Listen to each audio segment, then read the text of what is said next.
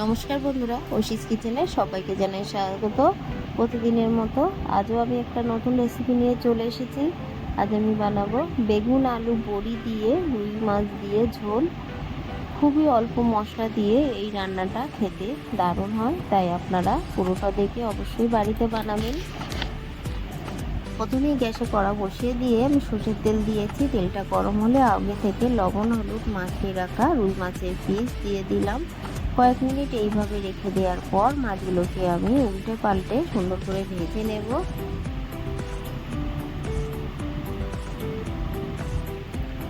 দেখুন, এই মাছগুলো আমি খুব সুন্দর করে ভেজে নিয়েছি। মাছের গায়ে দেখুন কত সুন্দর কালার এসেছে। এরকম সুন্দর করে মাছগুলোকে ভেজে নিতে হবে।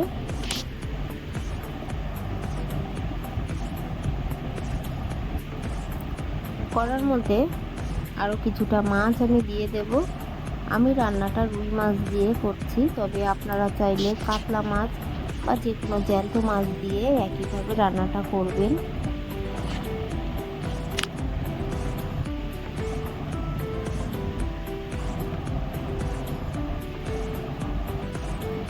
এই মাছগুলোকেও আমি কয়েক মিনিট রেখে একইভাবে সুন্দর করে ভেজে নিয়েছি। ভেজে নিয়ে মাছগুলোকে তুলে নেব।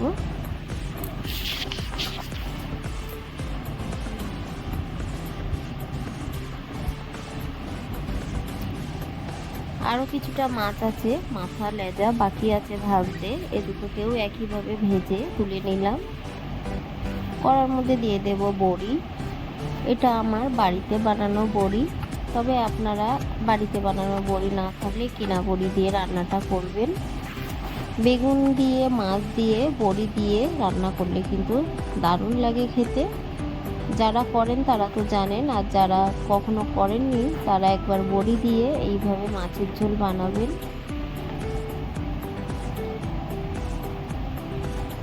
দেখুন, বড়িগুলোকেও কিন্তু আমি সুন্দর করে ভেজে নিয়েছি। সমস্ত বড়ি আমি তুলে নিলাম। এরপর কড়ার মধ্যে আমি সর্ষের তেল দিয়ে দিলাম। তেলটা গরম হলে হাফ টিস্পুন গোটা জিরে দিলাম। ফোড়নটা ভাজা হলে দিয়ে দিলাম একটা কুচানো মিডিয়াম সাইজের কুচানো পেঁয়াজ। পেঁয়াজটাকে আমি দিয়ে কয়েক মিনিট নেড়ে পেঁয়াজের গায়ে একটু ভাজা ভাজা কালার না আসা পর্যন্ত পেঁয়াজগুলোকে আমি নেড়ে নেব। দেখুন, পেঁয়াজের গায়ে একটু ভাজা কালার এসে গেছে। এই সময় আমি আগে থেকে কেটে রাখা বেগুন আলু দিয়ে দেব। আমি বেগুন আলু একই সঙ্গে কষিয়ে নিয়ে রান্নাটা করব, তবে আপনারা চাইলে মাছ ভেজে বেগুনগুলো ভেজে তুলে রাখতে পারেন। তবে এইভাবে করলে তেলের পরিমাণটা একটু কম লাগে আর রান্নাটাও কিন্তু তাড়াতাড়ি হয়ে যায়। দিয়ে দিলাম লবণ, দিয়ে দিলাম হলুদ গুঁড়ো, দিয়ে খুব ভালো করে আমি নাড়বো। একটু নেড়ে নিয়ে ঢাকা চাপা দিয়ে দেব। তারপর আমি ঢাকাটা তুলে কয়েক মিনিট এইভাবে নেড়ে দেখুন বেগুনটাও ভাজা হয়ে গেছে, আলুটাও ভাজা হয়ে গেছে। এই সময় দিয়ে দিলাম আদা আর কাঁচা লঙ্কা বাটা, দিয়ে দিলাম জিরে গুঁড়ো। আমি গুঁড়ো মশলা দেব, তাই একটু জলও কিন্তু দিয়ে দিয়েছি। দিয়ে দিলাম গোলমরিচ গুঁড়ো, দিয়ে দিলাম ধনে গুঁড়ো, দিয়ে কয়েক মিনিট খুব ভালো করে নেড়ে এই মশলাটাকে সবজির সঙ্গে কষিয়ে নেব। মশলাটা কিছুটা কষিয়ে নেওয়ার পর এখানে আমি দিয়ে দেব কাশ্মীরি লঙ্কার গুঁড়ো। এটা কিন্তু কালারের জন্য দিলাম, স্বাদ কিন্তু কাঁচা লঙ্কারই হবে। আমি কাঁচা লঙ্কা বাটা দিয়েছি আর গোলমরিচ দিয়েছি, এটারই স্বাদ হবে।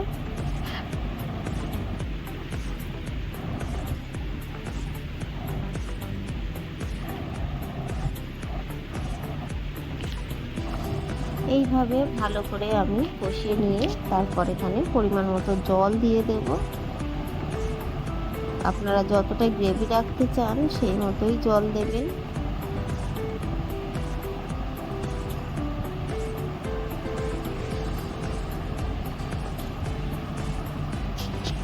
পরিমাণ মতো জল দিয়ে ঢাকা চাপা দিয়ে আমি ফুটতে দিয়েছি। দেখুন ফুটে উঠেছে, ঢাকাটা তুলে নিলাম।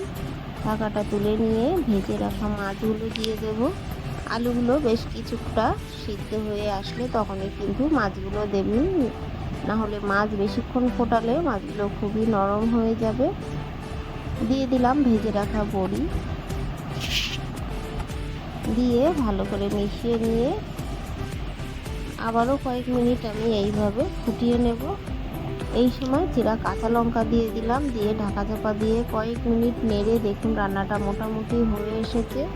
বড়িগুলোও কিন্তু সিদ্ধ হয়ে গেছে আর আলুগুলোও কিন্তু সিদ্ধ হয়ে গেছে। দেখুন কালারটা দেখুন কতটা সুন্দর হয়েছে। আর বাড়িতে অবশ্যই এইভাবে আপনারা একবার হলেও বেগুন দিয়ে বড়ি দিয়ে মাছের ঝোল বানাবেন। আমি একটু চেখে দেখে নিয়েছিলাম লবণ লাগবে, তাই একটু লবণ দিলাম। আর সবশেষে অল্প একটু গোলমরিচ গুঁড়ো দেব, তাহলে এই রান্নার মধ্যে গোলমরিচের স্বাদটা খুব ভালো লাগবে। ভালো করে একটু মিশিয়ে নিয়ে কয়েক মিনিট ফুটিয়ে নিয়েই গ্যাসের ফ্লেমটা অফ করে দেব।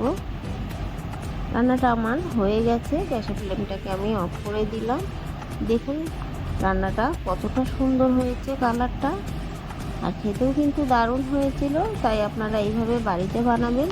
আমার এই রেসিপিটি আপনাদের ভালো লাগলে প্লিজ আমার চ্যানেলটিকে সাবস্ক্রাইব করে পাশে থাকা বেল আইকনটি ক্লিক করে দেবেন।